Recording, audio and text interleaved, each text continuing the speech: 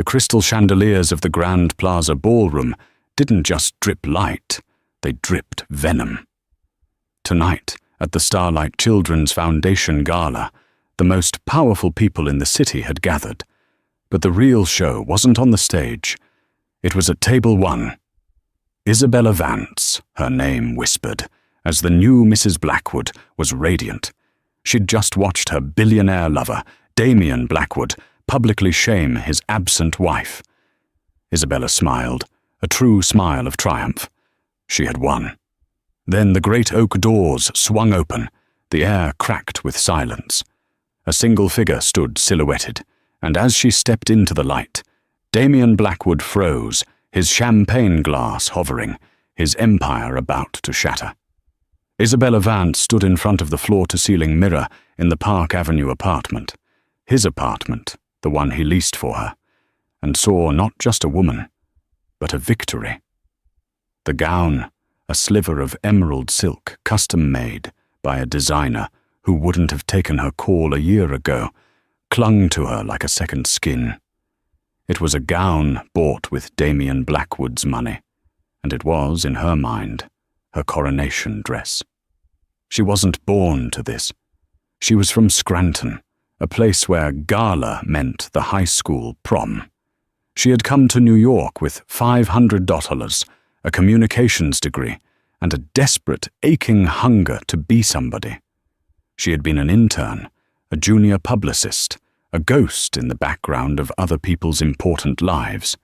And then, at a dismal product launch, she had caught the eye of Damien Blackwood. He hadn't seen a ghost. He had seen her hunger, and it had matched his own. For 6 long, clandestine months, she had been his secret. 6 months of stolen nights in penthouse suites, of private jets to islands that didn't exist on public maps, of promises whispered in the dark, promises that he was done with his wife. "She's cold, Bella," he'd said just last night, his voice a low rumble against her ear as they lay tangled in 1,000-thread-count sheets. Saraphina is a statue, a beautiful, empty piece of marble. It was a merger, not a marriage. Her family's old money and my new vision. It was a deal, and the deal is done. Tonight, the merger was being publicly dissolved, Damien had assured her. The Starlight Gala was the most public, most scrutinized event of the New York social calendar. His wife, Saraphina, was famously reclusive, a society ghost. She hadn't been seen at his side in almost a year. Her absence tonight, after a week of planted rumors in the gossip columns, would be the final, unspoken nail in the coffin of their marriage. And Isabella's presence, seated at his table, not hidden in the shadows but dazzling at his side, would be the announcement. The private elevator opened directly into the mezzanine of the Grand Plaza. The roar of the party, a symphony of clinking glasses, false laughter, and a live string orchestra, hit her. She paused at the top of the grand marble staircase, just as she and Damien had planned. She descended, each step a calculated performance, chin up, shoulders back, smile like you own them, not like you want something from them. She felt the eyes on her. The men's eyes were filled with appreciation, the women's with a sharp, assessing envy. She drank it in. It was the fuel she had craved all her life. Damien was holding court near the Grand Fountain, a titan in a perfectly tailored tuxedo. He was laughing, but his eyes, the color of wet cement, were constantly scanning. He saw her. The laughter died, replaced by a possessive, hungry look that made her feel a surge of power. He was hers. He met her at the bottom of the stairs, his hand landing possessively on the bare skin of her lower back, a public claim. "Isabella," he murmured, his lips brushing her ear. "You're late." "I wanted to make an entrance, darling," she breathed. "You have?" He guided her into the ballroom, a path clearing before them as if he were Moses parting the Red Sea. He was the sun, and she was the planet he had chosen to illuminate. She saw Jonathan Pierce, his shark-like lawyer, dip his head in acknowledgement, though his eyes darted nervously. And then she saw her, Dr. Evelyn Reed, stern, silver-haired, and the most powerful woman on the Blackwood Industries board. She wore her power like armor, and her sharp eyes raked over Isabella with open contempt. "Damien," Dr. Reed said, stepping directly into their path, her voice a low, commanding rasp. She didn't acknowledge Isabella. "Evelyn, a good night for the Foundation," Damien said smoothly, not stopping. Dr. Reed moved with him, a small, persistent battleship. "A word, in private, before you sit down. We'll talk Monday," Damien dismissed. "We'll talk now," Evelyn insisted, her voice low. "The board is concerned, Damien. The Asia-Pacific deal is at a crucial stage. The investors there value stability. They value tradition. This publicity." And here she finally, pointedly, looked at Isabella. "Is seen as a liability." Isabella felt a cold prickle of fear. She was the liability. Damien stopped. He turned to Evelyn, his smile gone, replaced by the predator Isabella had seen in boardrooms. "Let me be very clear, Evelyn. I am Blackwood Industries. My vision, my will. The investors trust me. This company's stock has tripled in 5 years because of me. My personal life is my own, and if you or any other board member confuses your role with that of my mother, I will happily accept your resignation." Evelyn's face, already pale, turned to granite. "You are arrogant, Damien, and arrogance is a precursor to a fall." "It's only arrogance if I'm wrong," Damien said, his smile returning, but it was all teeth. "Now, if you'll excuse us. This is table 1. He steered Isabella away, leaving Dr. Reed standing alone, a statue of disapproval. "She hates me," Isabella whispered, regaining her composure, though her heart was hammering. "She doesn't like anyone," Damien replied, his grip on her back tightening, reassuring. "She only likes balance sheets, and right now, ours are looking divine. Forget her." He pulled out her chair, the premier spot at the premier table. Isabella settled in, her emerald silk dress rustling. She looked across the sea of faces, all of them looking at her. She had arrived. The shadow wife, Saraphina, was a ghost, a rumor. Isabella was flesh and blood, and she was here. The gala was, as always, a spectacular bore. The auctioneer droned on about private yacht excursions and diamond necklaces. The salmon was dry. The string quartet played the same 4 Vivaldi pieces on a loop. But for Isabella, it was the greatest night of her life. Damien was a perfect performance of the attentive lover. His hand frequently found hers on the table. He leaned in to whisper observations, his breath warm on her neck. "See that man?" he'd murmur. "Julian Croft. He's leveraged to his eyeballs. He'll be bankrupt by Christmas." Or, "The woman in red. My lawyer, Jonathan, is sleeping with her. He thinks I don't know." He saw the world as a chessboard, and he was always the king. Tonight, she was his queen. Jonathan Pierce, the lawyer, did look ill. He kept dabbing his forehead with a handkerchief and shooting nervous glances between Damien and the ballroom entrance, as if expecting a process server. Weak, Isabella thought. The true test came during Damien's speech. He was the gala chair, and as he ascended the stage, the room fell into a respectful hush. He was a brilliant speaker, charming and ruthless in equal measure. He spoke of legacy, of building a future, of helping the children the foundation served. "We are all builders," he said, his voice resonating with power. "We build companies, we build fortunes, but none of it matters. None of it, if we don't build a legacy, a future." He paused, his eyes scanning the crowd, the hundreds of wealthy, powerful faces hanging on his every word. "A man is nothing without his partners," Damien said, and his gaze locked, with the precision of a laser, directly on Isabella. "The people who stand by you, the people who see the vision and believe in it, even when the world tells them to doubt. The people who are not afraid to live." The room followed his gaze. 1,000 eyes pivoted to table 1, to the woman in the emerald dress. The click, click, click of press cameras started, quiet at first, then growing insistent. They weren't just photographing the billionaire on stage. They were photographing the woman he had all but named as his future. Isabella felt a flush of victory so potent it was almost dizzying. This was it. This was the public declaration. He hadn't said Saraphina's name. He had, in every way that mattered, erased her. He had called her a ghost, and with his words, he had made her one. When he finished his speech, he raised his glass. To the future. A future we build together. The room erupted in applause.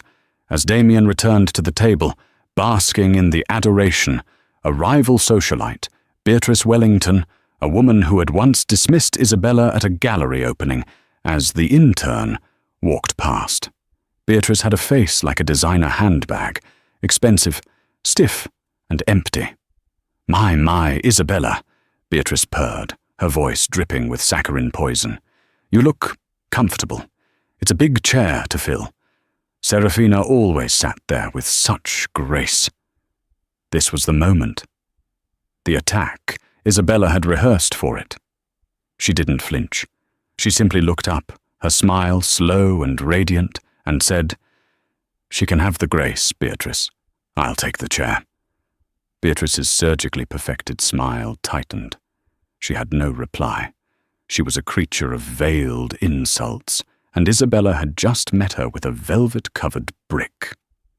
As she stalked off, Isabella's smile widened. It was a real, genuine, undeniable smile of triumph. She had taken on the New York establishment, taken on the ghost of the perfect wife, and she had won. Damien sat down, squeezing her thigh under the table. "Well handled," he murmured. He was hers. The company, the power, the name. It was all within her grasp. It was in that precise, perfect moment of victory, with her champagne glass raised and Damien's lips about to touch hers, that the world stopped. The heavy oak doors at the far end of the ballroom, the ones reserved for royalty and presidents, swung open. They hadn't been opened all night. They moved with a deep, groaning sound that cut through the chatter. A collective gasp, a sudden intake of breath, sucked the air from the room. The orchestra, sensing the shift, faltered. A single violin slid into a painful, high-pitched squeak before falling silent. Isabella turned, annoyed at the interruption. Her smile was still frozen on her face. And then she saw her. It wasn't a woman. It was an apparition. She stood framed in the massive doorway, a pool of light isolating her. She wore a gown of the deepest midnight blue, a color so dark it seemed to absorb the light around her. It was stark, high-necked, and sleeveless, a column of pure, defiant elegance. But it wasn't the gown that held the room captive. It was the impossible, undeniable, magnificent swell of her stomach. Saraphina Blackwood was not just present. She was pregnant. Visibly, stunningly, undeniably pregnant. 7, maybe 8 months. Isabella's smile didn't fall. It cracked. It shattered. The blood drained from her face, leaving her lipstick a garish red slash against her suddenly pale skin. Her hand, holding the champagne flute, began to tremble. Across the table, Damien froze. It wasn't a gradual stop. It was a system-wide crash. His hand, which had been reaching for his own glass, remained suspended in mid-air. His face, usually a mask of command and control, went utterly, terrifyingly blank. The color drained from his lips, and his eyes, those cold, cement-grey eyes, widened in a way Isabella had never seen. It wasn't just surprise. It wasn't just shock. It was pure, unadulterated panic. He wasn't looking at Saraphina's face. He was staring at her abdomen as if it were an armed bomb. The silence in the ballroom was a physical thing. It was a weight pressing down on 700 people. You could hear a fork scrape against a plate, a muffled cough from the back, and then the sound that broke the spell. Click, click, click, click, click, click. The press, their instincts taking over, pivoted as one. The flashbulbs that had been aimed at Damien and Isabella just minutes before now turned, a barrage of white-hot light exploding against the woman in the doorway. Saraphina didn't flinch. She didn't shield her eyes. She didn't pose.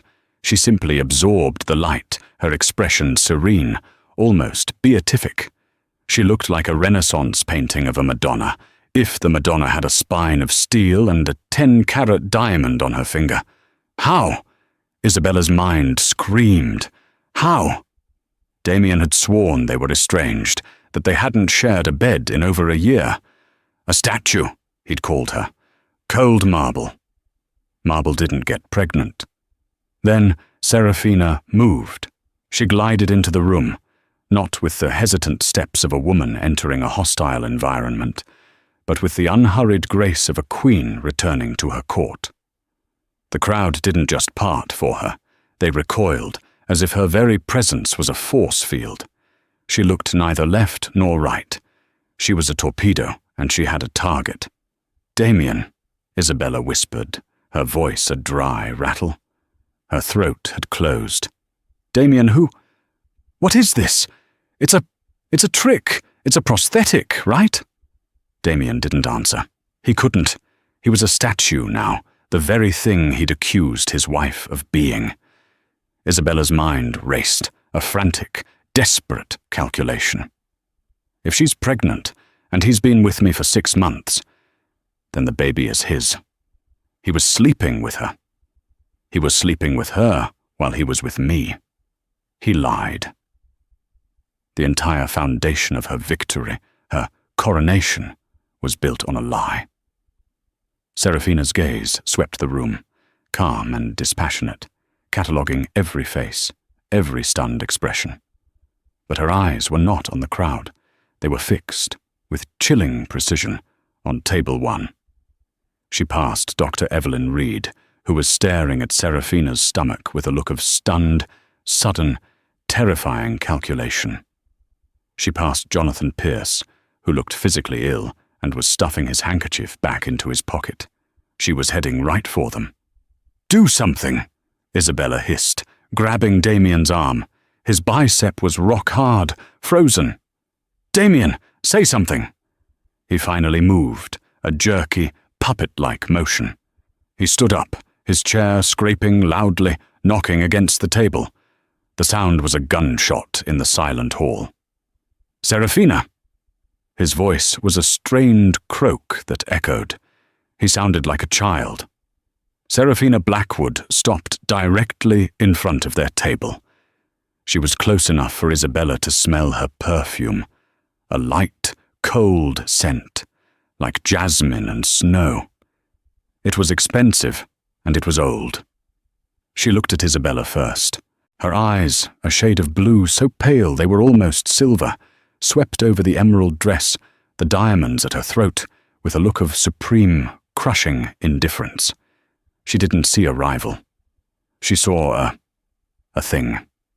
Then, finally, she looked at her husband. She tilted her head, a small, curious gesture. "Hello, Damien," she said. Her voice was clear, melodic, and carried through the entire ballroom. "You seem to have forgotten something." Damien stared at his wife. His mind, usually a fortress of strategy and counter-moves, was a smoking ruin. "Saraphina, what are you doing here? You..." He gestured helplessly at her stomach. You were supposed to be in Zurich. Your mother. Mother is fine, Saraphina said, her voice dangerously pleasant. She sends her regards. She placed a delicate, perfectly manicured hand on the apex of her stomach. And I'm attending the Starlight Gala. The one you chair, the one my family has funded for 3 decades. Or did that slip your mind? Isabella, seeing her entire future evaporating, made a fatal error. She stood. She tried to reclaim the power, to assert her position, to make herself a part of the conversation, and not just a spectator to her own execution. Damien, darling, she said, her voice trembling but loud, desperate. Why don't you introduce us? Seraphina's head turned, a slow, deliberate motion. She regarded Isabella as one might, an interesting, slightly distasteful piece of modern art. Oh, I don't think that's necessary, Saraphina said. Everyone knows who you are, Miss Vance. You're the entertainment. The word hung in the air, a perfectly thrown dagger. It struck Isabella with physical force. Entertainment, a toy, a distraction, a thing to be used and discarded. Not a queen, not even a pawn. Just entertainment. Now, Saraphina said, turning back to Damien, her voice dropping the pretense of politeness. Damien, we need to talk. This is not the time or the place, Damien hissed, finally finding his footing. His panic was coalescing into rage. He grabbed her arm, his fingers digging into her skin. This stunt is insane. You're embarrassing yourself. You're embarrassing me. Seraphina looked down at his hand on her arm, then back up at his face. She didn't pull away. She just waited. Her stillness was more powerful than any scream. Slowly, as if his fingers were being burned, he released her. I'm not the one who's embarrassed, Damien, she said, but you're about to be. She turned slightly, just enough to address the tables nearest them, where the board members and key investors were seated, watching with rapt horror. Good evening, Dr. Reed. Jonathan. Mr. McGregor, she said, nodding to Thomas McGregor, the company's CFO. McGregor, a pale, nervous man who always looked like he was about to sneeze, nodded back, his eyes wide. Seraphina, Dr. Reed said, her voice sharp. This is highly irregular. Irregularity seems to be the theme of the evening, Seraphina replied, her gaze flicking back to Isabella.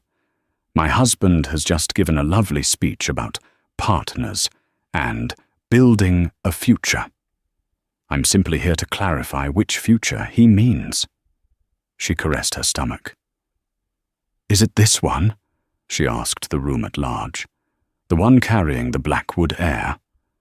A new, shocked wave of whispers erupted. Heir. The word was a bombshell. Blackwood Industries was a public company, but Damien ran it like a dynastic kingdom.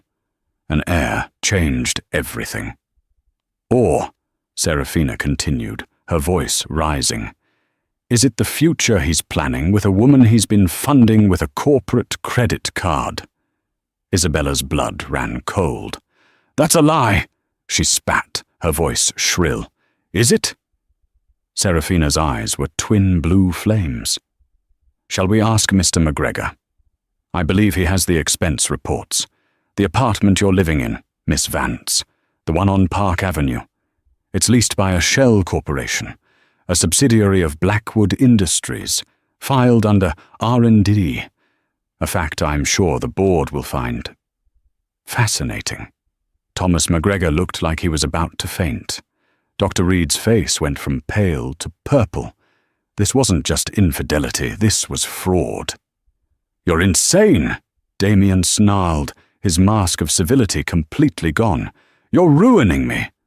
No, Damien, Seraphina said, her voice dropping to an icy whisper meant only for him. You ruined yourself. I'm just here to file the paperwork. And as if on cue, a second figure stepped out of the shadows of the doorway. He was an older man, with a shock of white hair and a face that looked carved from granite. He was not wearing a tuxedo. He was wearing a dark, severe, and devastatingly expensive suit. He was carrying a slim leather briefcase. That's Arthur Hayes," someone whispered at a nearby table. "Saraphina's father, the Lion of Zurich. I thought he was retired." Arthur Hayes walked steadily, his footsteps loud in the silence, and stood beside his daughter. He didn't look at Damien. He didn't look at Isabella. He looked at the board members. "Evelyn." "Thomas," Arthur said, his voice a low baritone that commanded authority. "My apologies for the theatricality. My daughter can be stubborn." He smiled briefly at Saraphina. "But she is correct. It appears we have a leadership crisis. This wasn't a domestic squabble. This wasn't a jealous wife crashing a party. This was a coup. Damien Blackwood's world had compressed into a single, blinding pinpoint of rage and terror. The ballroom, the guests, the half-eaten dinners, it all dissolved into a humming, nightmarish background. The only things that were real were Saraphina, her hand resting on the impossible curve of her stomach, and Arthur Hayes, his face a death mask of corporate retribution. "You can't do this," Damien said, his voice low and guttural. "You can't call a board meeting here, in a ballroom. It's not legal." "Oh, it's perfectly legal," Arthur said, his voice as dry as old parchment. "The bylaws state a meeting can be called by any two majority stakeholders. I am one. My daughter, who holds her grandmother's original voting shares in trust, is the other. We have," he gestured to Dr. Reed, Thomas McGregor, and two other board members who were already rising from their tables, their faces grim. "A quorum." "The Carlton Suite. 10 minutes," Arthur commanded. He looked at Damien, his eyes as cold as a Swiss winter. "You're invited, of course, as is your lawyer." He gave Jonathan Pierce a look of profound disgust. Jonathan, for his part, was gathering his briefcase, his hands shaking so badly he could barely work the clasp. "Damien, we need to fight!" Damien snarled. Arthur Hayes turned to his daughter. His entire demeanor softened, the granite face cracking into a look of paternal concern. "Saraphina, you shouldn't be standing. Let's get you seated." "No," Saraphina said. "I'm not staying. My work here is done." She looked at Damien one last time, and for the first time he saw a flicker of something other than ice. It was pity. It was the most insulting, devastating expression she could have worn. "You were right about one thing, Damien," she said quietly. "It was a merger, and I just executed the buyout clause." She turned, and with her father's hand on her back, she walked, not glided this time, but walked, with the heavy, deliberate steps of a very pregnant woman. Back toward the doors, the crowd parted for her again. But this time the whispers were different. They were not of scandal. They were of awe. Damien was left standing in the ruins.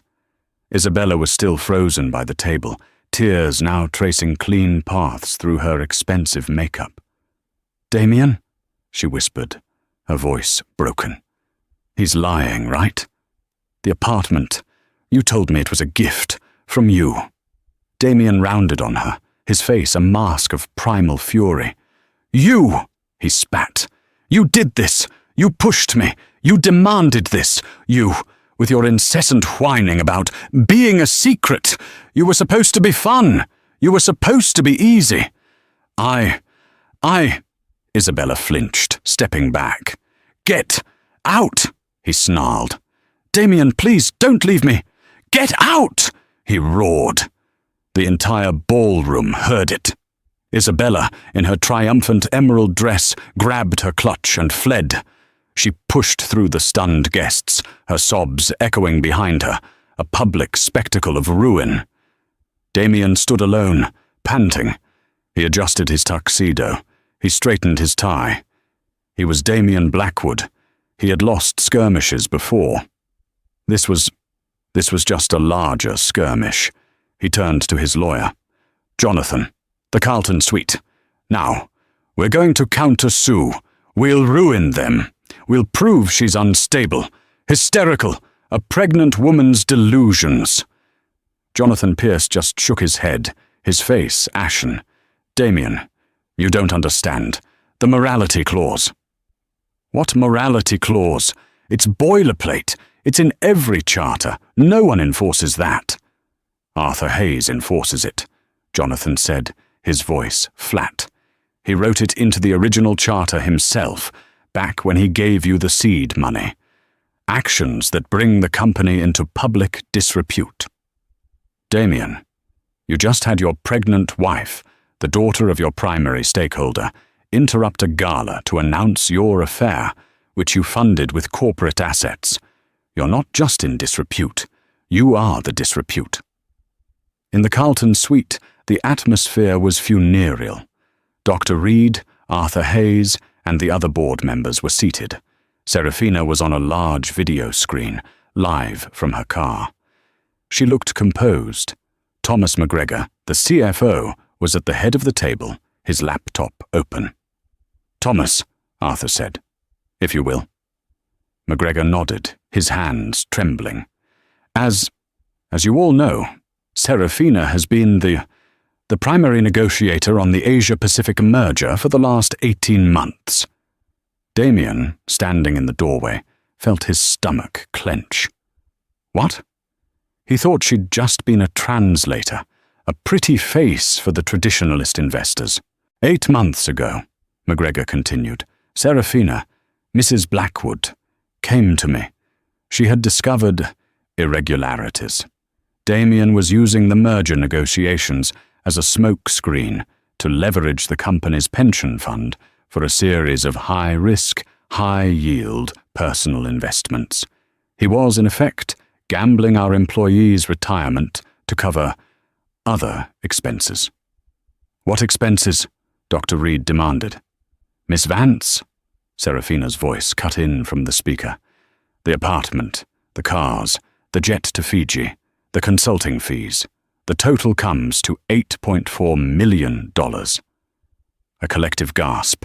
He told me the pension fund reallocation was a standard buffer for the merger. Dr. Reed was white-hot with rage. He lied to the board. He lied to everyone, Arthur said.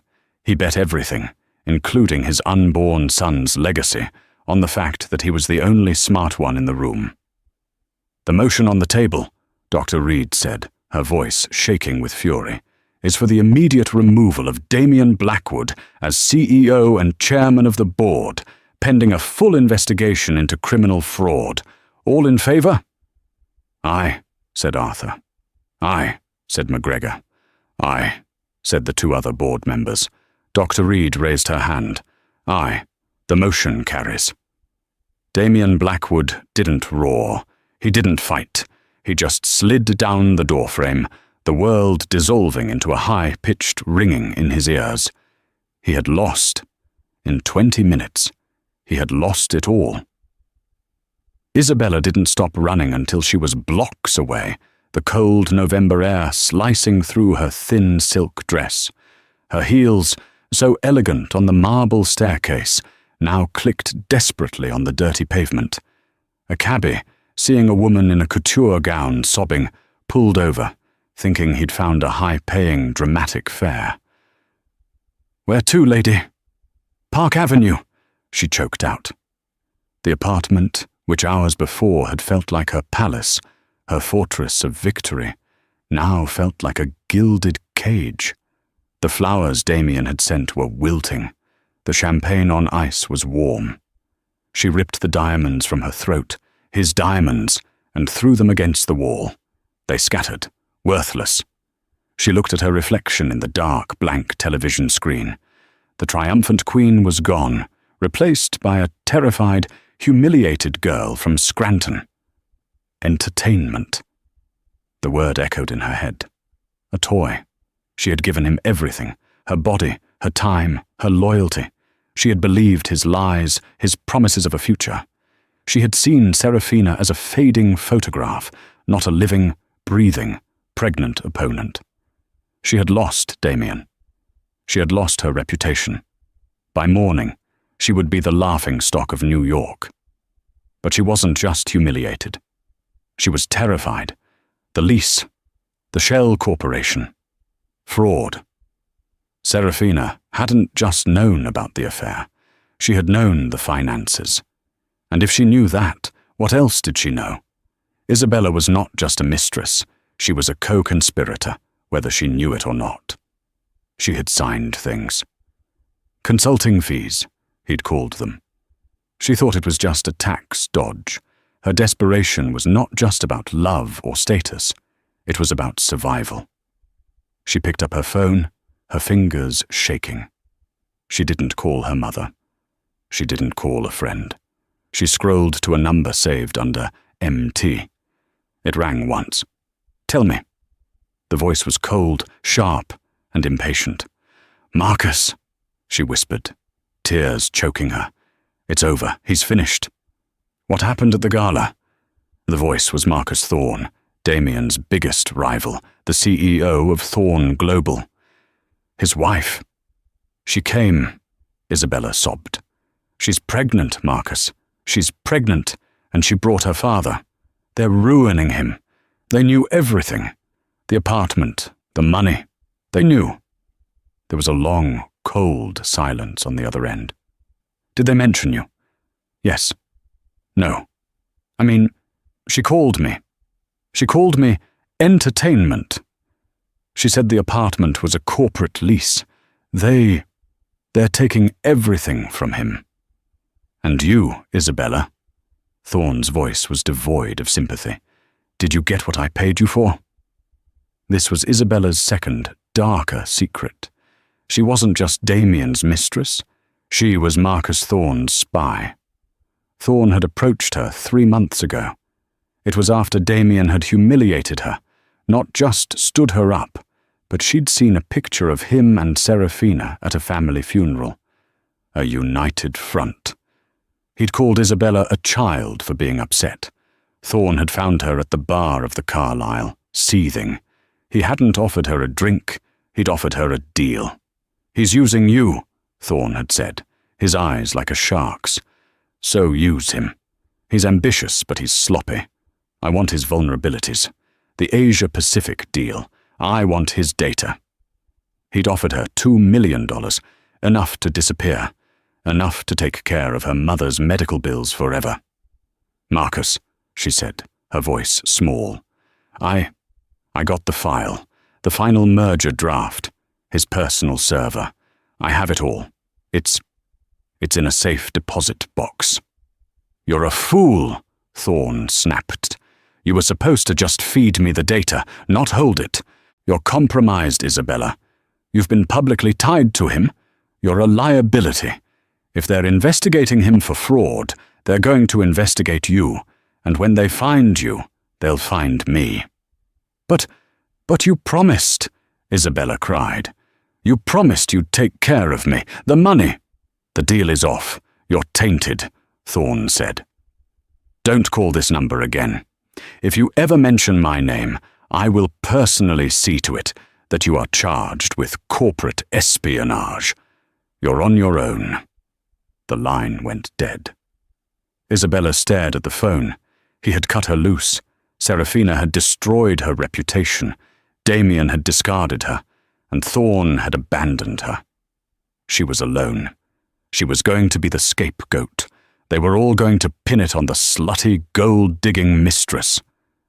She sat there for a long time, the silence of the expensive apartment pressing in. The fear was a cold, hard knot in her stomach. But beneath the fear, something else was growing. A white-hot, acidic rage. They had all used her. Damien, Marcus, even Saraphina, using her as a public prop for her coup. They all thought she was just a pretty, stupid toy. "No," she whispered, her voice a low growl. She walked to her desk, to her laptop. She still had a copy of the files from the safe deposit box. She had meant to use it as leverage against Damien if he ever tried to leave her. But now, it was a bomb. It wasn't just the Asia-Pacific deal. It was everything.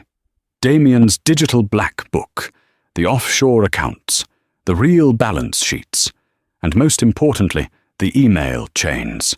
Email chains that implicated Damien, and Arthur Hayes, and Dr. Reed, and, yes, even Marcus Thorne, who had been trying to collude on prices with Damien for years.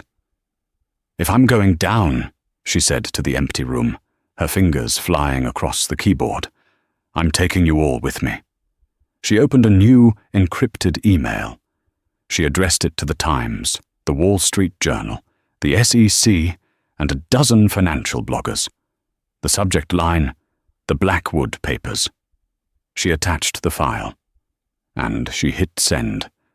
The Isabella papers, as a young insomniac blogger at Gawker dubbed them at 6:01 a.m., didn't just detonate. They vaporized an entire landscape of power, a digital shockwave that radiated outward at the speed of light.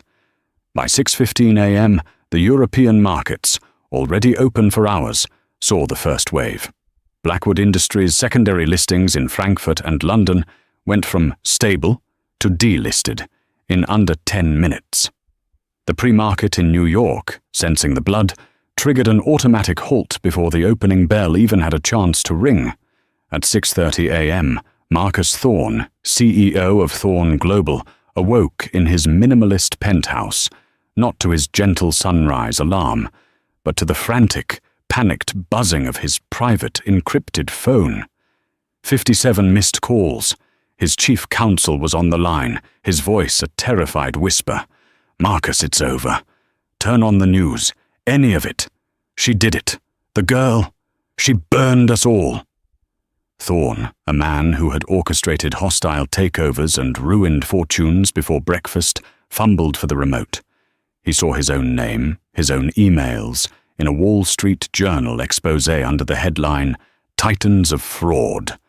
He, too, had underestimated the entertainment. His first call wasn't to his board, it was to his fixer. "Get me a plane and find her." But it was too late. At 6:45 a.m. in Zurich, Arthur Hayes, the Lion, was in his oak-panelled study, sipping a rare oolong tea. He was reviewing the controlled press release he and Saraphina had drafted. A smooth transition of power, it was called, painting Damien's exit as a voluntary sabbatical. His assistant, Helena, a woman who had worked for him for 30 years and had never once raised her voice, entered without knocking, her face white. She held a tablet. "Arthur, you must see." He read the email chains, the ones he was in, the old ones, the ones from 2018, the payoff to the senator, the dirty deal he'd helped Damien cover up to protect the family name, a youthful mistake he'd thought long buried. The mistress hadn't just leaked Damien's files, she had leaked all of them. She had burned the kingdom, the usurper, and the rightful queen's army all in one. The Lion of Zurich, for the first time in his life, felt his hands begin to tremble. At 7:15 a.m., Damien Blackwood was in his home office, a vast space of glass and steel overlooking Central Park. He was screaming into the phone at Jonathan Pierce. "You fix this. File injunctions. Sue every last one of them for slander. I want her ruined. I want her in jail." "Damien," Jonathan's voice was a dead, hollow sound. "You need to stop talking. You need to hang up the phone. And you need to turn on your television. Any channel." Damien snarled. "I don't have time for TV, you idiot! I have to— Turn it on, Damien! Now!" Damien clicked it on. It wasn't the Society page. It wasn't page 6. It was CNN, MSNBC, and Fox Business, all in a rare moment of unity. The headline, "Blackwood Ind, CEO accused of pension fraud, market manipulation, and racketeering. The blood in his veins turned to ice. This wasn't a scandal. This was a prosecution. Panic, a cold and unfamiliar animal, seized him. He hung up. He ran to his safe. Passport, a brick of cash, 3 of his most expensive watches, a Patek, a Vacheron, an Audemars. He was still thinking like a rich man. What he could barter. He didn't grab a photo, a memento, nothing. He ran, his heart hammering, to the private elevator. By 8:05 a.m., his driver, oblivious, was speeding him to the private airfield in Teterboro, New Jersey. His Gulfstream was on the tarmac, fueled and ready. He felt a moment of relief. He could get to the Cayman Islands, to his real money, the money they didn't know about. He could fight this from there. He stepped out of the car, his briefcase in hand, the jet fuel, a welcome, acrid smell of escape. Mr. Damien Blackwood. He turned. Not a pilot, a man in a dark, ill-fitting suit, holding up a badge. Behind him, 3 black SUVs, their lights now flashing, blocked the Gulfstream on the tarmac. Mr. Blackwood, you are under arrest for conspiracy to commit wire fraud, the agent said, his voice devoid of any emotion. You have the right to remain silent.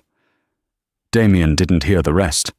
The sound of the wind, the whine of a distant jet, and the cold, metallic click of the handcuffs as they closed around his wrists, scraping against the platinum of his timepiece. The billionaire who had commanded ballrooms was on his knees on the tarmac, a federal agent's hand on his head. He was in denial, his mind already spinning. This is a mistake, a procedural error. Jonathan will have me out by lunch. But as they pushed him into the back of the SUV, the hard plastic of the seat, a shocking, proletarian insult. A cold dread began to set in. The blast radius was total. Thomas McGregor, the loyal CFO, was arrested at his desk in the open plan office, weeping as he was led past the stunned, silent employees. His separate ledger for Saraphina was seen by the FBI not as whistleblowing, but as complicity and a desperate attempt to pick a side. Dr. Evelyn Reed was met by 2 agents in the polished marble lobby of her spin studio. Her 40-year career, her reputation as the iron-willed titan of the board, ended in a single, humiliating perp walk, still in her $200 leggings. Weeks later, the dust had begun to settle into a thick, grey ash. Damien was out on bail, a $50 million bond paid by a dwindling, non-frozen trust. His ankle monitor, a thick, black plastic shackle, was a humiliating, beeping reminder of his fall. His assets were frozen. His lawyers were abandoning him, like rats from a ship that was not just sinking, but had been torpedoed. He found Saraphina. She wasn't at their mansion, which was being seized by the banks. She was in a quiet, elegant, and much smaller apartment overlooking the river. An apartment paid for by her father's old money trust, which the scandal couldn't touch. It was bright, filled with plants, and smelled of lemon polish, not the sterile, museum-like chill of their old home. He entered, using the code she'd given his new, court-appointed lawyer. She was in a small, sunlit room, assembling a white wooden crib. Her assistant, a young woman named Maria, nodded at him and quietly left the room, closing the door. Saraphina was even more pregnant now, her body heavy, but her face was serene. She was trying to fit a small wooden peg into a hole, her brow furrowed in concentration. She was building. You, he breathed, his voice raw. He looked terrible. He'd lost weight, his suit hung on him, and his eyes were bloodshot and haunted. The commanding aura was gone, replaced by a jittery, feral energy. You did this. You. I planned to remove you, Damien, she said, not looking up from the crib. A surgical removal. I had buyouts prepared, a new PR team on standby, a controlled narrative about your sabbatical. It was clean. She finally looked at him, her pale blue eyes clear. You and your mistake were the ones who burned it to the ground. She was your variable, Damien, the one you never controlled. You thought she was a toy, and you left her in a room full of matches. He sank into a small rocking chair by the window, his last reserves of energy gone. He looked, for the first time since she'd known him, like a broken man. What was it all for, Saraphina? He whispered. Your revenge. Was it worth it? The company is gone. Your father is facing a Senate inquiry. Your name is mud. I have nothing. We have nothing. Saraphina stopped her work. She turned to face him, her hands on her stomach. You still don't get it, she said. You think this was about the company. You think it was about money. She walked with that same heavy, deliberate tread until she was standing over him. You accuse me of being cold, she said, her voice low and intense, of being marble. Do you know why, Damien? I was 22 when we got married. I loved you. I adored you. I thought you were a god. I used to plan your surprise parties. I knew your favorite colored tie. I was your biggest cheerleader. Her face hardened. And on our honeymoon, in Positano, you took a business call that was a wrong number. I found out later her name was Chloe. 6 months after that, I found a receipt. Not for a business dinner. For a ruby necklace. My birthday was the next week, and you gave me a gift certificate to a spa. The necklace I later saw was on Simone. Saraphina, you don't get to stop me, she snapped. This isn't a board meeting you can adjourn. You didn't just cheat, Damien. You corroded me. It wasn't one day. It was 1,000 small deaths. Every time you looked at your phone and smiled, then put it away when I entered the room. Every time you called me sweet but uninformed. You didn't just freeze me, Damien. You taught me how. I learned your game. I learned to be cold, to be tactical, to document, to wait. And the baby? He asked, his voice cracking, a final, desperate plea for a different answer. Was he part of the plan too? A prop? A weapon? This was the first time her composure broke. A flicker of real, deep pain crossed her features. The baby, she said, placing a hand on her stomach, was an accident. A final, cruel joke from the universe. She looked away, out the window. One last night, after the Asia-Pacific negotiations in Shanghai. You were human. You were the man I married just for that night. You were proud. You were proud of me. You said, we did it. You held my hand at dinner, and you listened to me. And I was so tired, Damien. So tired of the ice, and the anger, and the loneliness.